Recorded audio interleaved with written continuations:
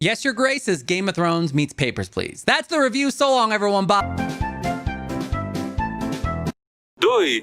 All right, so Yes, Your Grace is a point-and-click adventure, resource management, rising sense of dread sim, a pet simulator sim, where these dirty and filthy peasants, they assail you with their mundane problems like, my son is missing, or I'm going insane. And it really, really eats into your chair sitting time. So in this game, you will constantly be balancing gold and food and the general happiness of your population through your decisions when you interact with these peasants while you respond to their problems.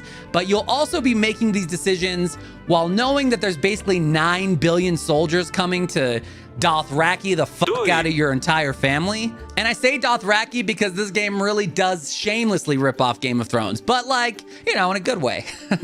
There's like there's rising tension brought on by like the fear of a horrible ending. There's real stakes involved. The right answer is rarely clear when you're making these decisions. And I felt myself constantly asking myself questions like, if I give this person money for their sick child, how does that increase the odds of my entire family getting raped and murdered and pillaged? And while you may think, oh, I'm smart, and this game gave me this magical stone, so clearly I'm gonna buy this magical stone or this magical chicken because the game wouldn't give me these things if they weren't helpful. If you think that, you're wrong, because this game will throw useless items and unexpected outcomes so that you can't depend on your previous game knowledge and stuff to just get you through this. Every decision is tough.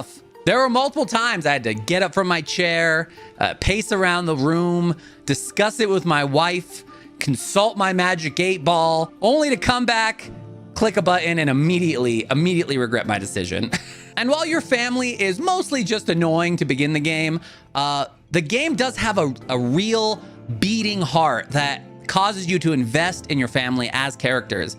And it knows you're investing in them. It knows you care, and it punishes you for it. These deep emotions that I didn't want to feel.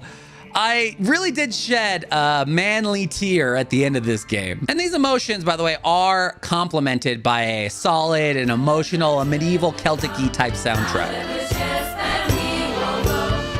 And if you're feeling something emotional deep inside you right now, go ahead and like and subscribe, and then print out like 5,000 business cards with my YouTube channel's name on it and pass those around if you're feeling emotional. Okay, but while this game has all these great things going for it, let's get into the bad things, the ones that made me shed the wrong kind of manly tear.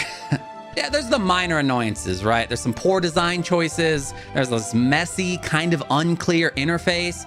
And I get that these next-gen graphics require a real beast of a GPU, but I encountered some pretty noticeable loading screens, even with a decent PC and a solid state drive. There's only like 10 total different screens for this game. What exactly is being loaded here? But there are major gripes. Beyond the minor annoyances, there are some major imperfections to this game. So while the game does a good job at making you feel like you're making an impact, the actual variance between the different endings, it's not as robust as it could be. Robust.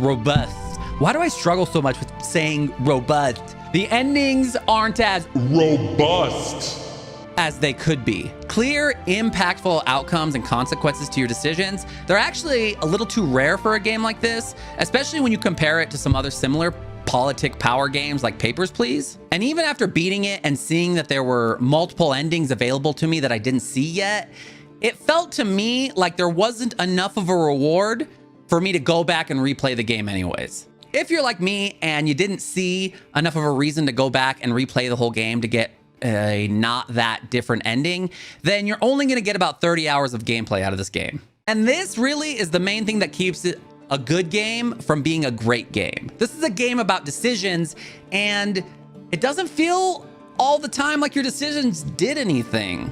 I'm still honestly not 100% sure that there was more than a 5 or 10 or 20 decisions in a game full of hundreds of decisions.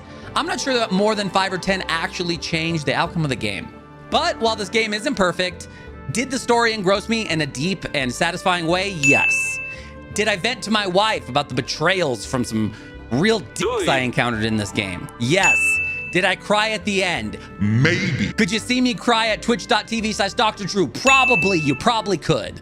20 bucks on Steam, that's all right for the amount of gameplay you get out of it. Definitely worth it if you get it on sale, or if you paid $1 for the Xbox Game Pass Ultimate Diamond Turbo. And it's definitely worth a time investment there. It's definitely engrossing, engaging, and powerful enough to definitely take a chance on for a download. If you want to hear about a game that costs 20 bucks, it's a dead game called Fall Guys, go ahead and click this video button here. Thank you guys for watching. Stay healthy, Doctor and King's orders.